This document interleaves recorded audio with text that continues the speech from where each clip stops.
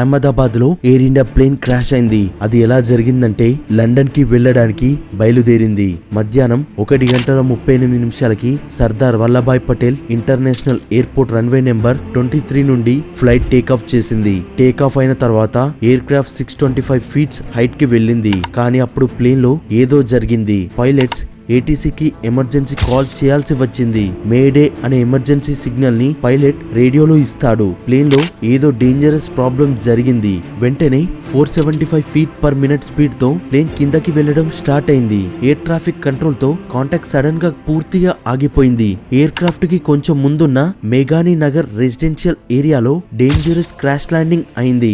Bad luck ఏంటంటే plane London కి వెళ్లడానికి టేక్ ఆఫ్ అయింది. అప్పుడు అందులో ఫుల్ గా ఫ్యూయల్ ఉంది. క్రాష్ ల్యాండింగ్ అవ్వగానే బ్లాస్ట్ అయింది. లోపల ఉన్న ప్యాసింజర్స్, గ్రౌండ్ మీద ఉన్న పీపుల్స్ అగ్గిలో కలిసి చనిపోయారు. ప్లేన్ ఎయిర్పోర్ట్ బౌండరీస్ నుంచి చాలా దూరం వెళ్లలేదు. Air India flight medical college hostel మీద క్రాష్ ల్యాండింగ్ అయిందని చెబుతున్నారు. అక్కడ ఆల్రెడీ 50 to 60 ఇంటర్న్ డాక్టర్స్ ఉన్నారు. ఈ యాక్సిడెంట్ లో చాలా మంది ప్రాణాలు కోల్పోయారు.